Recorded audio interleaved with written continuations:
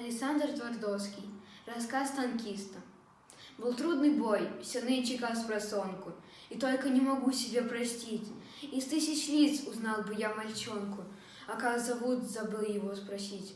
Шел бой за улицу, огонь врага был страшен, мы прорывались к площади вперед.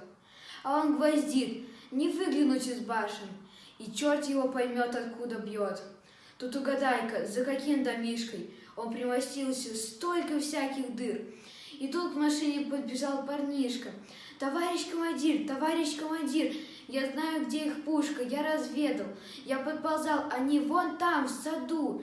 Да где же где? А дайте я поеду, на танке с вами прямо приведу. Что ж, бой не ждет, влезай сюда, дружище. И вот мы катим к месту вчетвером. Стоит парнишка, мины, пули свищут, и только рубашонка пузырем.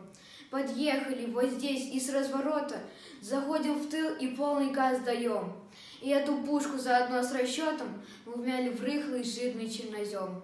Я вытер пот, душила грязь и копоть. От дома к дому шел большой пожар. И помню, я сказал спасибо, хлопец, и руку к товарищу пожал. Был трудный бой, все нынче спросонку, и только не могу себе простить. Из тысяч лиц узнал бы я мальчонку, а как зовут, забыл его спросить.